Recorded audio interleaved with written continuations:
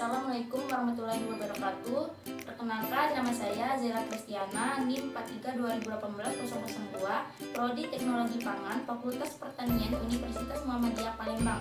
Di sini saya akan melakukan praktikum mata kuliah Teknologi Minyak dan Lemak dengan judul pembuatan VCO atau Virgin Coconut Oil dengan proses fermentasi dan enzimatis. Nah, di sini saya akan menjelaskan sedikit materi tentang VCO. VCO atau yang dikenal dengan minyak murni merupakan modifikasi proses pembuatan minyak dengan dihasilkan produk yang mempunyai kadar air dan kadar lemak bebas yang rendah.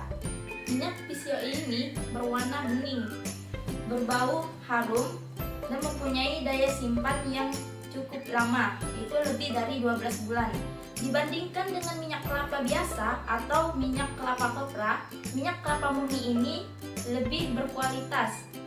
Dan terbentuknya minyak pada pembuatan VCO ini merupakan akibat terhidrolisisnya ikatan peptida pada krim santan.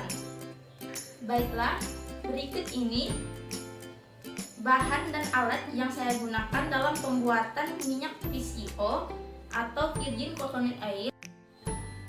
Baiklah, bahan yang digunakan dalam pembuatan minyak VCO yaitu ada kelapa parut atau kelapa yang sudah dihaluskan, ada lagi tape, air, buah nanas yang akan diambil bongkolnya, kemudian pepaya muda.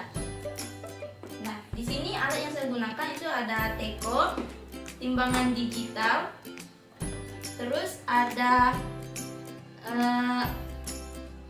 gelas ukur, gelas plastik, infus, selang infus, dan saringan serta baskom. Baik, langsung saja. Tahap pertama proses pembuatan VCO yaitu penambahan air ke dalam parutan kelapa yang sudah dihaluskan dengan 1:1.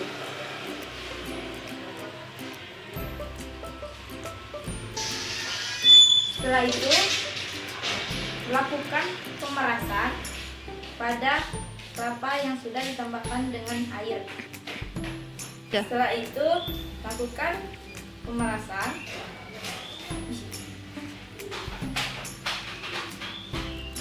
Pisahkan ampasnya. Setelah selesai dilakukan pemerasan, kemudian hasil perasan kelapa dilakukan penyaringan.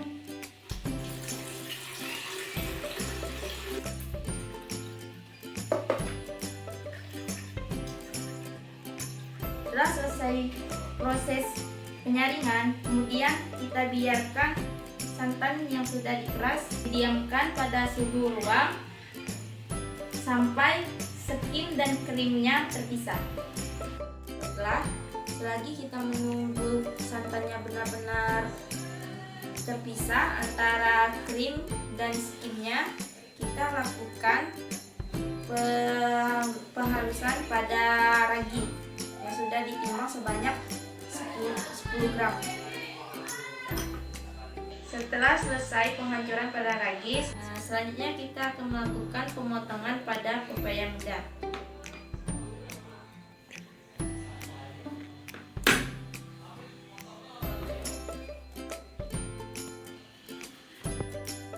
Setelah itu lakukan pemotongan kecil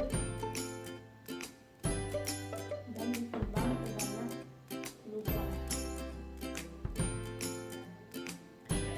Ini sudah ditimbang, hasil penimbangan pada pepaya muda sebanyak 10 gram.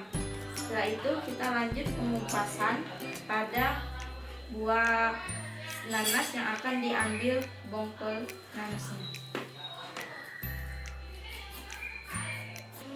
Setelah selesai pengupasan pada kulit dan pemisahan daging nanas dengan bongkolnya, kemudian kita lakukan pemotongan pada bongkol nanas dan ditimbang sebanyak 10 gram. Nah, inilah hasil pemotongan pada pepaya muda dan bongkol pada nanas yang ditimbang sebanyak 10 gram. Masing-masing bahan yang digunakan untuk penambahan pada santan kelapa yang sudah terpisah antara krim dan skinnya. Baiklah, setelah antara krim dan skinnya sudah terpisah, kemudian kita lakukan penyedotan untuk membuang airnya. Nah, ini sudah tersedot air pada santan. Kita tunggu sampai airnya benar-benar habis di batas krim santan. Baiklah, ini hasil krim yang sudah terpisah dari skinnya. Kemudian kita lakukan penimbangan pada krim sebanyak 500 ml setiap perlakuan.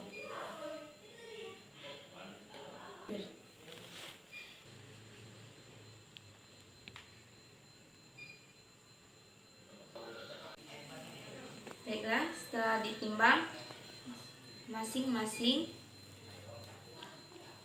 krim yang sudah ditimbang, kita masukkan potongan pepaya muda dan bongkol nanas pada skin yang sudah ditimbang.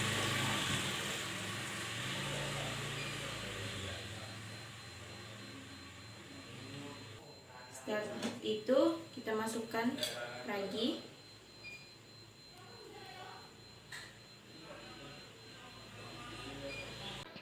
Krim yang sudah ditambahkan dengan ragi, kemudian kita lakukan pengadukan. Setelah selesai penambahan dengan pepaya muda, bongkol nanas dan ragi, kita lakukan penutupan agar tidak mudah terkontaminasi oleh mikroba dari luar. Baiklah, setelah selesai penutupan, selanjutnya dibiarkan pada suhu ruangan sampai terdapat endapan di bawah dan bagian minyak akan terdapat di bagian atas. Baiklah, inilah hasil dari pembuatan minyak PCO yang dibiarkan selama 24 jam atau 1 malam. Ini dapat kita lihat dari penambahan dengan buah pepaya muda. Hasilnya sangat jernih. Di bagian atas itu ada lemak, kemudian di pertengahan ada minyak, dan dilapisi lagi dengan lemak, dan di bawah ini adalah airnya.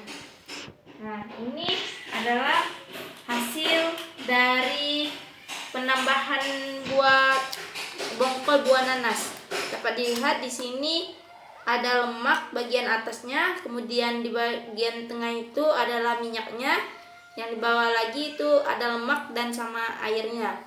Nah, ini dari hasil penambahan ragi tape. Nah, dapat dilihat minyaknya sedikit sekali dapatnya, dan ini akibat penambahan dengan banyaknya penambahan ragi dan sedikit pula hasil minyak yang diperoleh. Nah, baiklah, dari hasil yang kita dapatkan, kemudian nanti kita lakukan penyedotan pada minyaknya. Baiklah, langsung saja kita akan melakukan penyedotan minyak yang ditambahkan dengan penyedotan minyak dari krim yang ditambahkan dengan buah pepaya muda.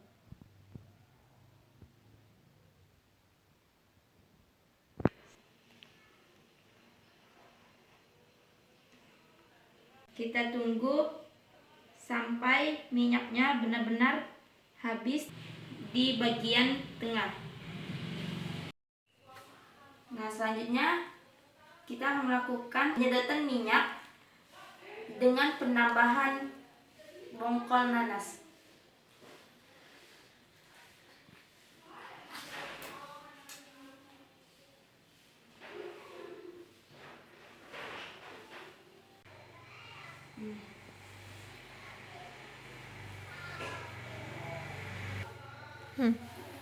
Ini sudah terlihat bahwa minyaknya sudah tersedot. Kita tunggu sampai benar-benar minyaknya berkurang di bagian tengah pada antara lemak dan air.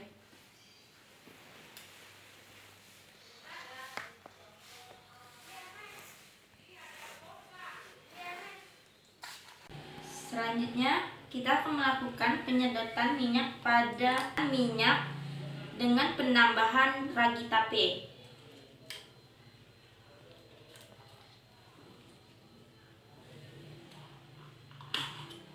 Baiklah, ini minyak pada penambahan ragi tape sudah tersedot.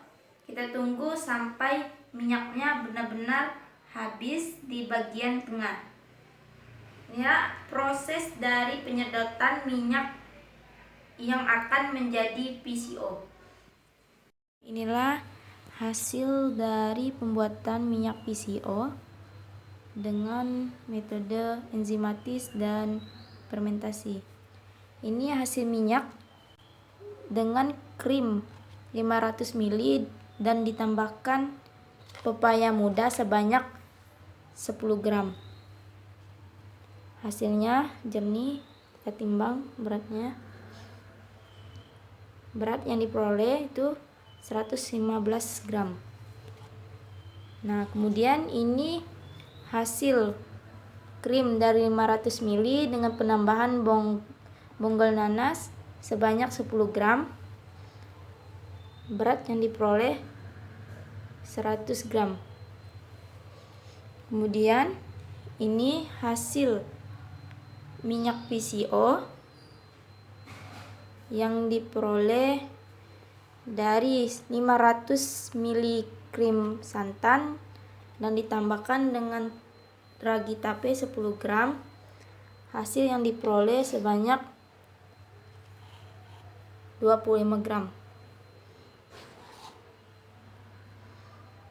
25 gram. Nah, inilah hasil minyak PCO yang diperoleh pada praktikum kali ini. Jumlah minyak dengan penambahan pepaya 115 gram, kemudian dengan penambahan bonggol nanas 100 gram, dan dengan penambahan ragi tape 25 gram.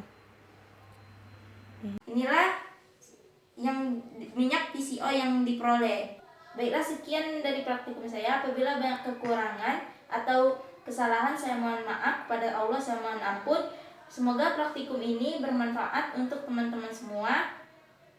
Saya akhiri dengan billahi fisabilil haq fastabiqul khairat nasrun minallah wa fathun qarib wa basyiril mu'minin. Wassalamualaikum warahmatullahi wabarakatuh.